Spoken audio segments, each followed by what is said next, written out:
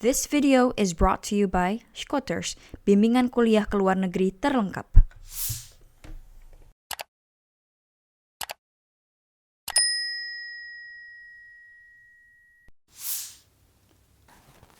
Nina, what do you want? I need your help. Look, I have a scholarship interview on Wednesday and I'm super nervous. I need to pick your brain.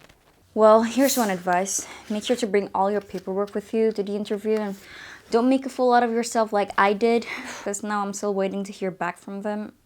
So nerve-wracking. Yeah, alright, but aside from the obvious stuff, look, I really want this scholarship. I want to prove to mom and dad that I could actually do it, okay?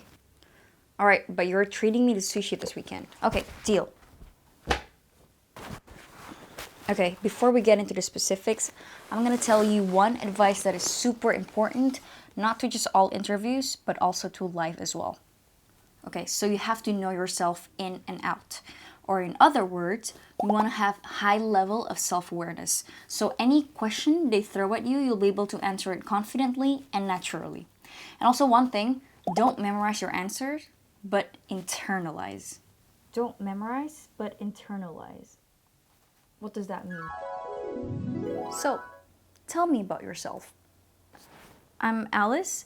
I studied international relations and I want to be... Oh God, no. You sound like a robot. I could totally see that you memorized it. Look, again, don't memorize, but internalize. Meaning that you know yourself so well, no one in this world knows you better than you do, and you want to show that with confidence. And also, when you answer questions, make sure that you don't give answers that are a bit too general, too mainstream. You wanna personalize it a little bit. Okay, try again. So, tell me about yourself. First of all, thank you so much for having me. It's an honor to be here. My name is Alice and I'm a fourth-year student studying international relations in the University of Indonesia. I am someone who is passionate about international development and I hope to make my own nonprofit organization one day to make a dent in the world. In my free time, I love to organize language exchange meetups in my campus so that I can give myself and, of course, a lot of other students a place to practice their foreign language skills. For me, to practice my Spanish and Korean. It's also a way for me to meet new people because I'm quite extroverted and I just love to socialize and meet new people. Like that? There you go. Yes, that's a lot better. It's not too long that would bore the interviewer, but it's not too short either, so that's good. And also, make sure you answer with confidence, including when they ask you about your weakness. What are your strengths and weaknesses? I would say my greatest strength would be my organizational skills. For instance, in the foreign language club that I am in, before I came into the picture, the club was a mess. It was completely disorganized. There were no scheduled meetups, there were no events, there were no activities in the club, and there were very few active members in the group. So after I joined, I implemented clear structure in the club. So I use online tools to keep track of the club's meeting schedule and projects. I also came up with marketing strategies to get more members in the club, and I also used an event calendar to keep track of all the events that the club was hosting. As for my weakness, what about my weakness? Well, you want to show humility. You want to show that you're aware of your flaws, but you also want to paint it as something that you're still working on.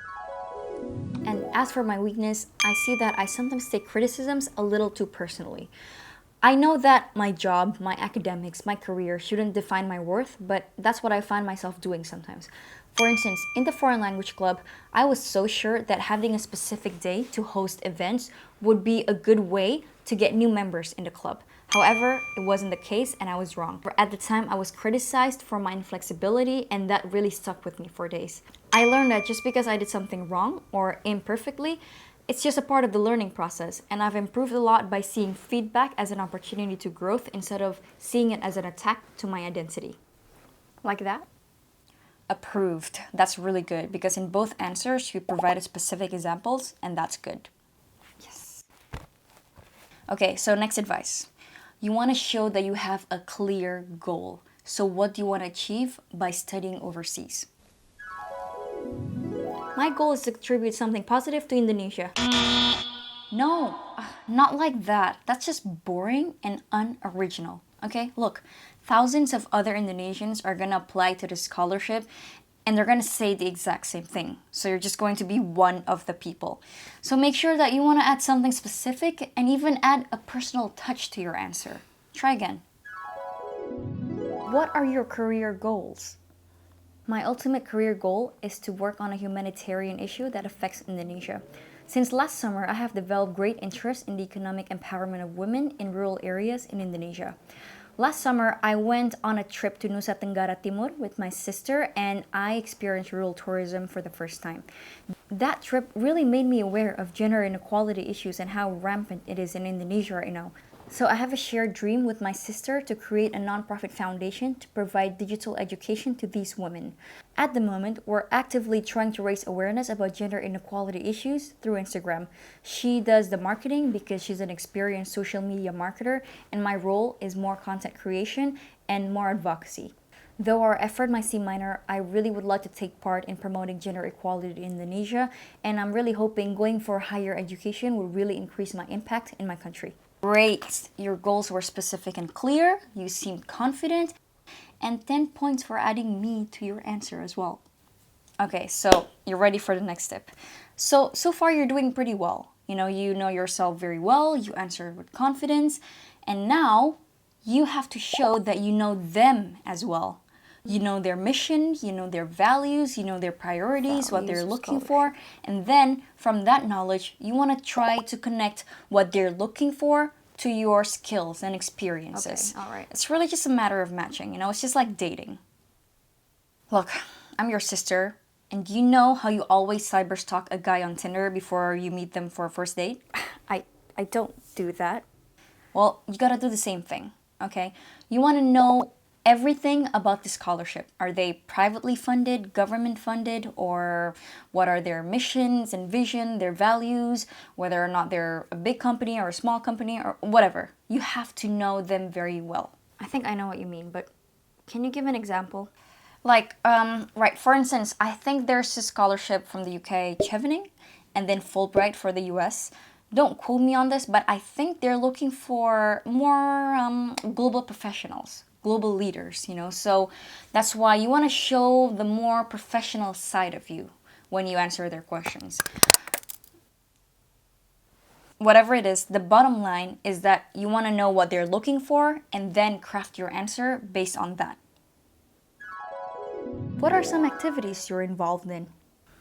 Well, the Foreign Language Club is my main extracurricular activity. I've been president in the club for the past 2 years and I've joined since my freshman year. But I'm also a part of the fundraising committee for the MUN club in my university. And this summer, I interned at a climate change NGO in Jakarta. And because of my leadership experience and my organizational skills, I was elected as the team leader for the intern group after just 1 month of interning there. Not bad. And also one thing, you also make sure that you know the universities that you're applying to. So you want to know their courses, their professors, faculties, what they offer, whatever. Why did you choose this university? There's a lot of reasons why I choose this university, and one of them would be the wide selection of courses that I could take. One of the courses that piqued my interest is digital social entrepreneurship. I've taken social entrepreneurship before in my bachelor's, but it only scratched the surface.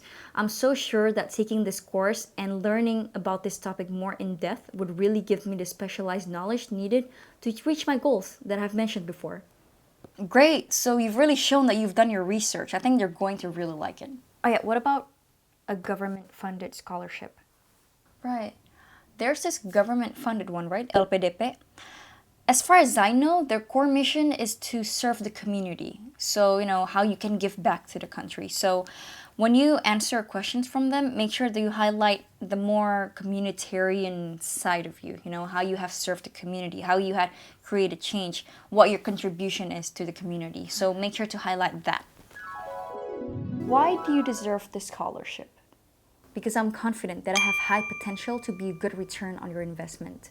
Throughout my academic careers, I have demonstrated excellence in academics because I have a 3.6 average GPA, and I also have demonstrated strong leadership skills in various clubs that I have mentioned to you earlier. I believe I have what it takes to lead change in my community and hopefully in the future of my country. For instance, with the Foreign Language Club, I have provided space for students who want to practice their speaking skills, and Thinking that I have made just a small change for a small group of people really satisfies me. Receiving this scholarship would allow me to afford higher education in Bristol University, where I can level up my academics and my leadership skills to eventually bring greater change in my community and in society in general.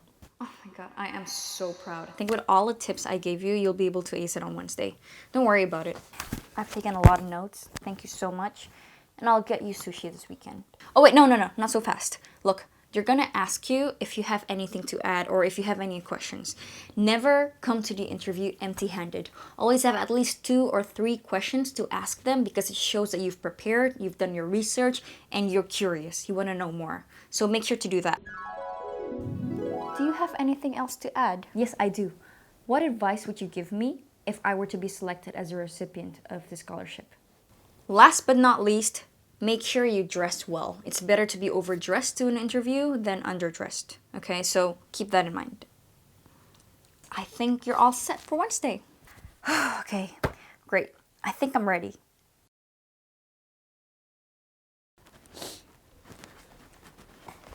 Hi. Thank you for having me. So, tell me about yourself.